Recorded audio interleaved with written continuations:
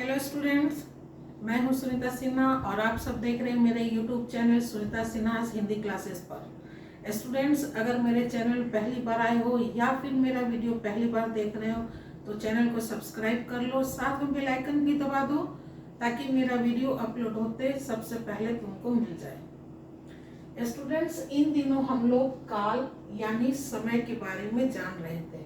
काल एक ऐसा चैप्टर है स्टूडेंट्स कि स्कूल से एग्जाम में तो आता ही हर कॉम्पिटिटिव एग्जाम में से सवाल पूछा ही जाता है, इसलिए ये बहुत ही इम्पोर्टेंट चैप्टर है। इसको अच्छे से समझ लीजिए। इसका पार्ट 2 अपलोड हो चुका है, ये पार्ट 3 हम बता रहे हैं। इसमें भविष्य काल बताएंगे, भूतकाल और वर्तमान काल।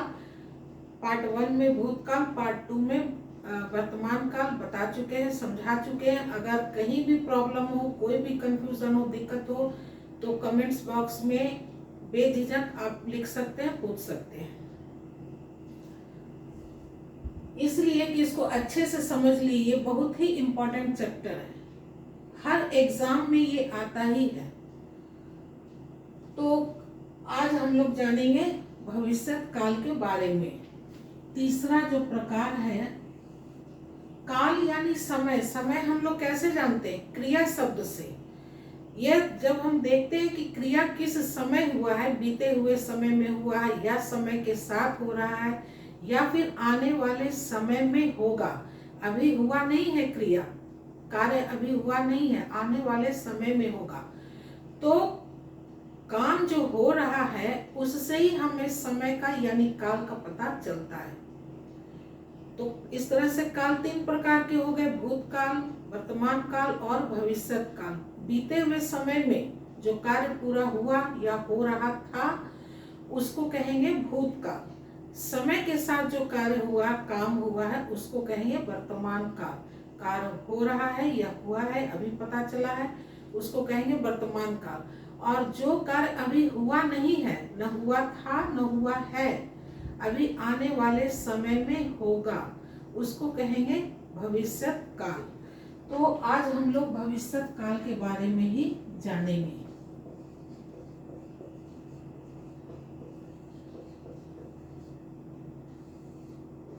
भविष्य काल के बारे में जान गए कि कार्य के जिस रूप से यह पता चले कि कार्य आने वाले समय में होगा, उसे भविष्य काल कहते हैं। इसकी पहचान है कि क्रिया के अंत में गा, गे, गी। गा एक वचन पुरुष में बहुवचन में हो गया और ये एक वचन स्त्रीलिंग में लगेगा। क्रिया शब्द के अंत में गा, गे, गी, जैसे जाएगा, खाएगा, खाएगी, जाएगी, आएगी, आएगा, आएंगे, इस तरह से लगा रहेगा। इसकी यही पहचान है। भविष्य काल भी 3 प्रकार के होते हैं। पहला है दोनों काल की तरह, इसका भी एक है सामान्य भविष्य काल।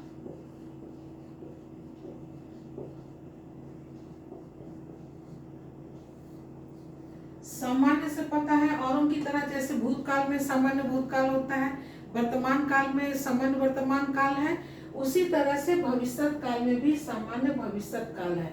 यानी आने वाले समय में कार्य जो होगा एक सामान्य रूप से पता चलेगा कि ये कार्य आने वाले समय में होगा, उसको कहेंगे भविष्य, ये सामान्य भविष्य काल। जैसे वह जाएगा,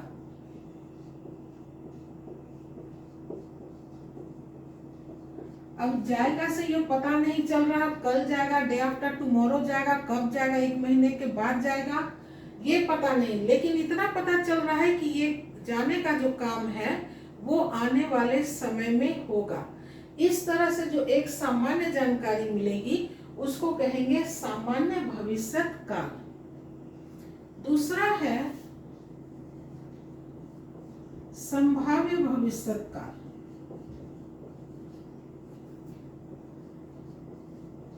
संभाव्य भविष्य काल। संभाव्य का अर्थ समझा चुके हैं, पहले 2 भाग में भी बता चुके हैं, पार्ट 1 और पार्ट 2 में, कि संभाव्य किसे कहते हैं। संभाव्य यानी संभावना या अनुमान। संभाव्य का अर्थ होता है संभावना या फिर अनुमान। तो जो कार्य अभी हुआ न था, न हुआ है, आने वाले समय में होगा, उसका जब हम अनुमान लगाते हैं, कार्य होने की निश्चितता पता नहीं है, निश्चित नहीं है कि वो कार्य होने वाला है, लेकिन उसमें जब हम अनुमान लगाते हैं तब वो होता है संभाव्य भविष्यत काल। अब मान लो जैसे हम परीक्षा दे दिए, परिणाम निकलने वाला है, अब परिणाम निकलना, उसमें हम फर्स्ट होंगे नहीं होंगे ये नहीं जानते, ये निश्चित नहीं है कि हम फर्स्ट होंगे ही, या इस सब्जेक्ट में हमको नंबर इतना अच्छा आएगा, और उसमें जब हम अनुमान कर लेते हैं कि इस विषय में या इस परीक्षा में हम प्रथम आएंगे, तो ये हो जाएगा हमारा संभाव्य भविष्यत काल। यानी कार्य हमारा निश्चित है नहीं है प्रथम आना, लेकिन हम अनुमान कर रहे हैं कि हो सकता है कि इस बार हम प्रथम आए। तो इस तरह का काल हो जाएगा संभाव्य भविष्यत काल। तीसरा है हेतु मद भूत भविष्यत काल। हेतु मद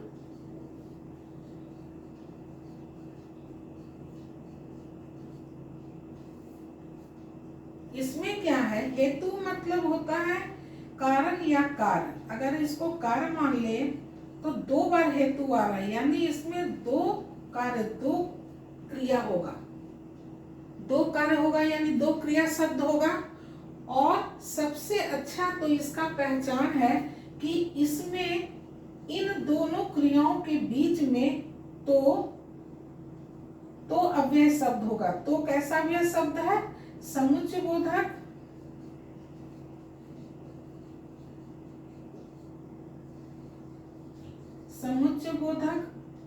अव्यय, या फिर समुच्चय बोधक बोले, या फिर इसको क्या कर सकते हैं, योजक भी बोल सकते हैं। योजक क्या होता है, दो शब्दों को, दो वाक्यों या वाक्यों को जोड़ने का काम करता है, तो ये भी योजक शब्द है। समुच्चय बोधक शब्द बोले या फिर योजक शब्द बोले, जो दो शब्दों या वाक्यों को जोड़ने का काम करता है, तो ये भी जो दो कार्य है उसको जोड़ने का ये काम करेगा। समुच्चय बोधक योजक शब्द, ये समुच्चय बोधक ये अवयव शब्द तो होगा ही, समुच्चय बोधक या योजक शब्द बोले, या फिर दो कार्य के बीच में, हाँ दो कार्य जो होगा, दो क्रिया शब्द, कार्य नहीं है क्रिया शब्द।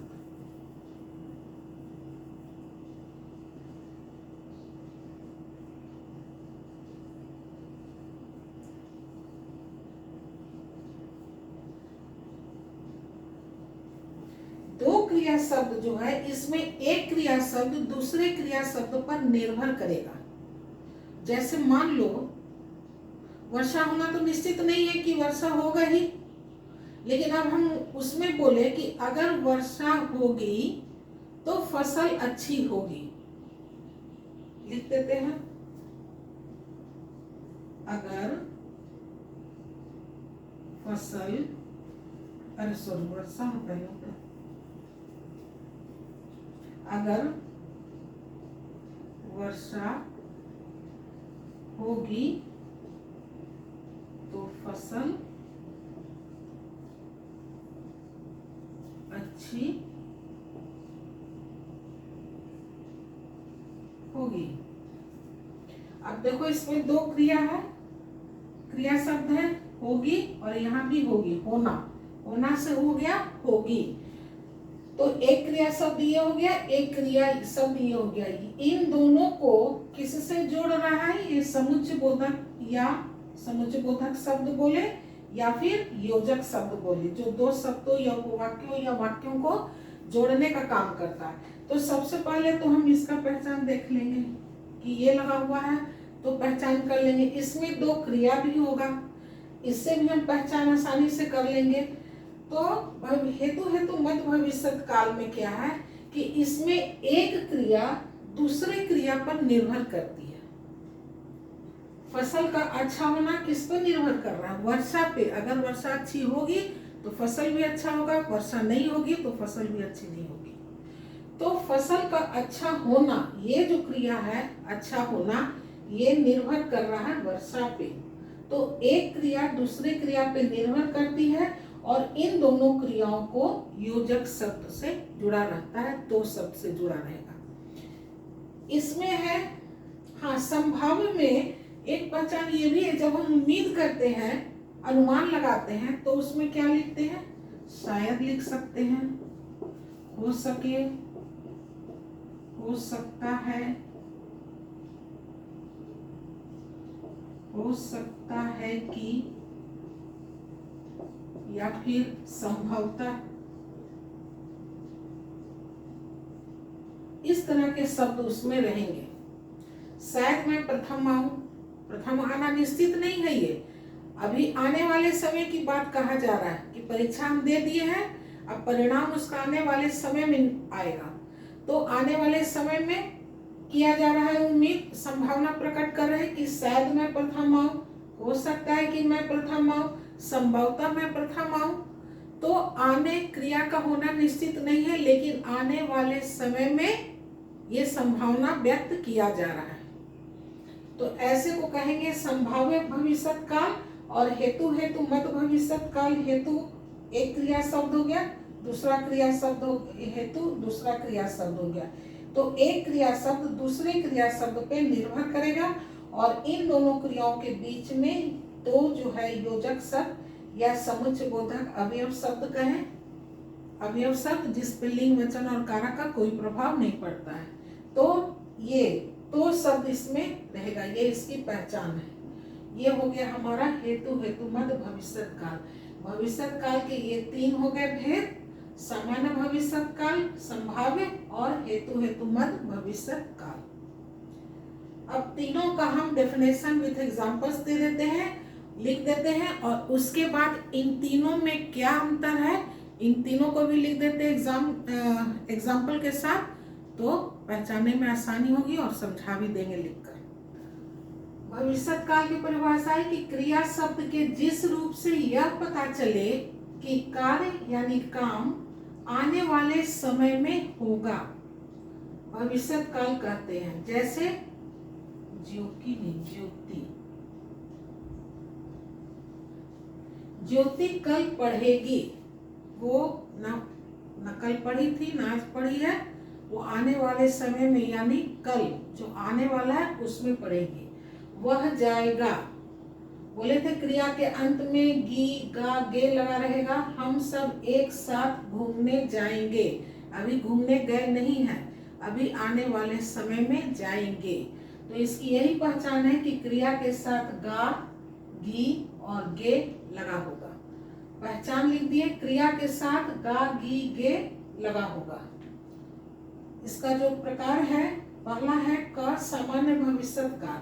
क्रिया के जिस रूप से यह पता चले कि कार्य यानी काम सामान्य भविष्यत यानी आने वाले समय में होगा। जैसे पूनम जाएगी, एक सामान्य जानकारी मिल रहा है कि वो जाएगी, यह काम हो जाएगा, अभी हुआ नहीं है, आने वाले समय में होगा। हरी खाना खाएगा, अभी खाना नहीं खाया है, वो आने वाले समय में खाएगा। इसकी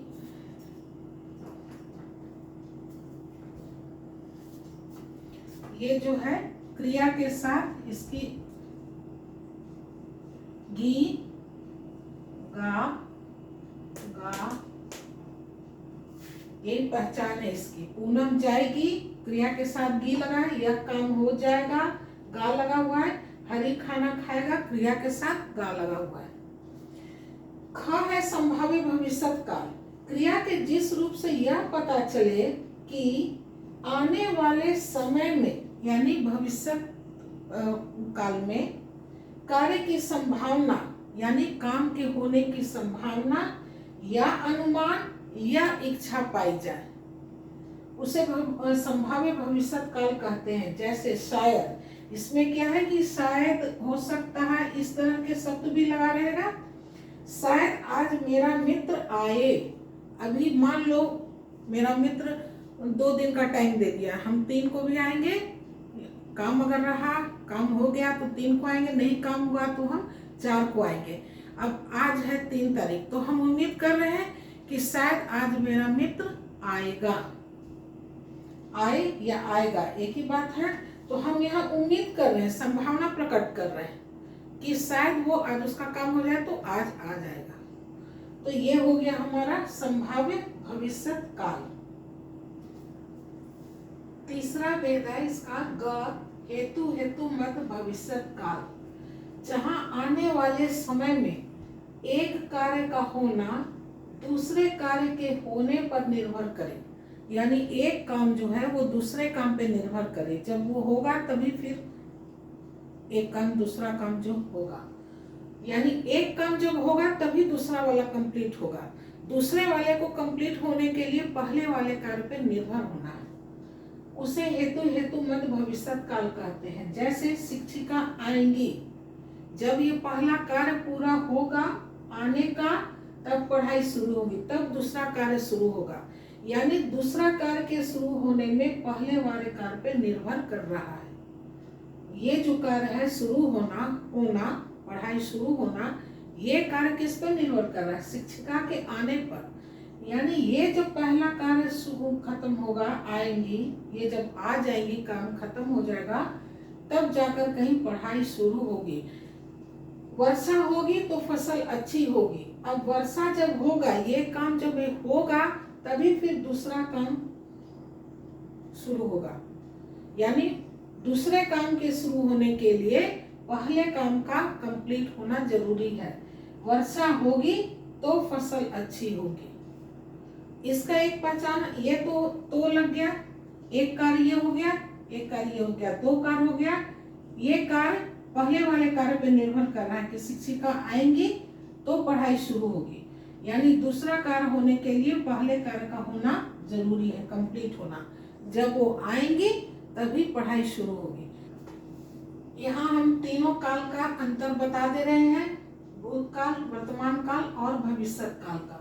पहचान है भूतकाल का कि या, ये, आ, ई, ए, चुका, चुकी, चुके या फिर था, थी, थे होगा क्रिया में। इसकी पहचान है कि क्रिया के साथ ता है, ती है और ते है लगा होगा। भविष्य काल का है कि क्रिया के साथ का, गी और के लगा होगा। पहला है सामान्य भूतकाल। भूतकाल का है इसलिए हम बार बार भूतकाल नहीं लिख रहे क्योंकि जगह भी उतना पर्याप्त नहीं है। सामान्य भूतकाल क्या होगा? सुनीता गई, ई लगा हुआ है, एक सामान्य बात की जानकारी हो रहा है कि वो बीते हुए समय में चली गई। सामान्य वर्तमान में क्या होगा? सुनीता जाती है, ती है लगा हुआ है। भविष्य काल में होगा सामान्य का, सामान्य भविष्य काल की सुनीता जाएगी। अंतर समझ में आ रहा है?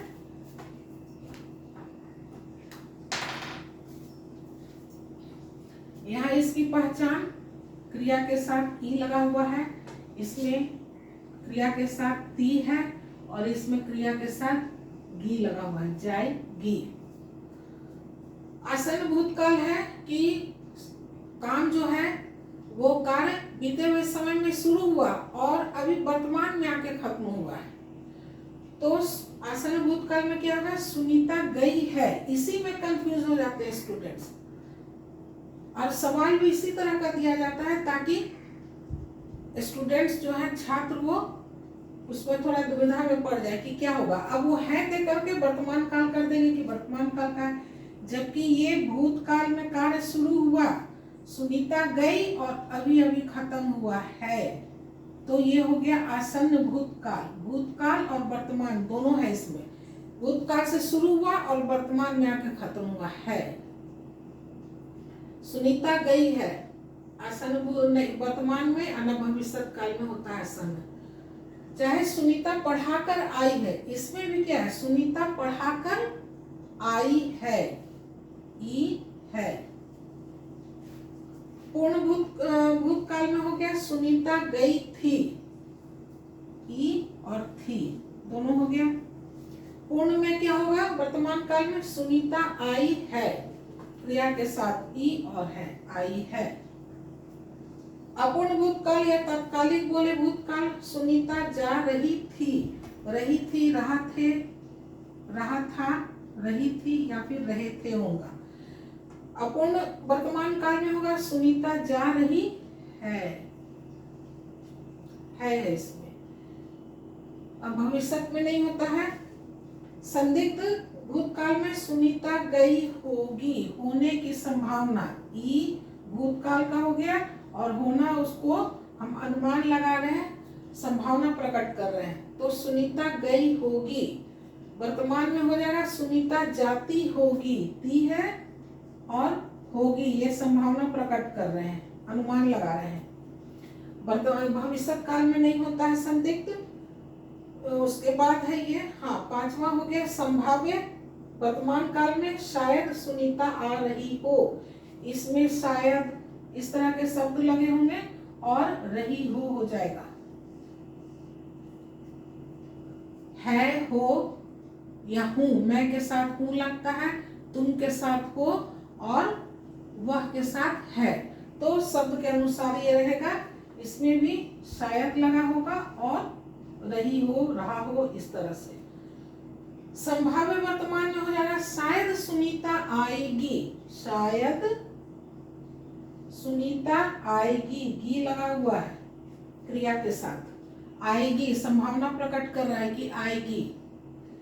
छठा है इसका हेतु मत भूतकाल, यदि सुनीता आती तो एक क्रिया यहाँ हो गया आती, तो अनीता जाती, अनीता के जाने का कार्य निर्भर कर रहा है सुनीता के आने पर, यानी जब सुनीता आएगी एक काम समाप्त होगा तब दूसरा कार्य आरंभ होगा, सुनीता जाएगी।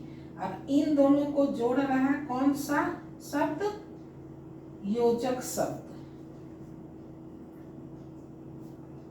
इसमें संभाव्य नहीं होता है, संभाव्य हो गया हेतु मत भूतकाल वर्तमान में नहीं होता है, इस भविष्य काल में होता है। यदि सुनीता आएगी, सेम चीज है, देखो यदि सुनीता यहाँ आती है वहां भविष्य काल का है, इसलिए क्रिया के साथ आएगी हो जाएगा। आएगी तो अनीता जाएगी, अंतर देख लो दोनों में। हेतु भूतकाल में आती जाती है और भविष्य काल में आएगी जाएगी, और दोनों को किससे जोड़ रहा है, तो से। और एक लास्ट है इसका सातवां भूतकाल का समयकालीन भूतकाल। इसमें क्या होगा कि समय दिया रहेगा, सुनीता 2 घंटे से पूजा कर रही थी, इसमें 2 घंटे का समय दिया हुआ है। कितने देर से कार्य कर रही थी, 2 घंटे से। तो हम समझते हैं कि इस तरह से लिख देने से तुम लोग को बहुत सुविधा हो जाएगा समझने में, तीनों काल को आसानी हो जाएगा, अच्छे से समझ जाओगे। अगर मेरा पढ़ाया हुआ समझ में आता हो तो कमेंट्स बॉक्स में जरूर लिखो, लाइक करो, शेयर करो। मेरा वीडियो देखने के लिए आप सभी का बहुत बहुत धन्यवाद। नए टॉपिक के साथ नए वीडियो मिलते हैं, तब तक के लिए bye bye and take care.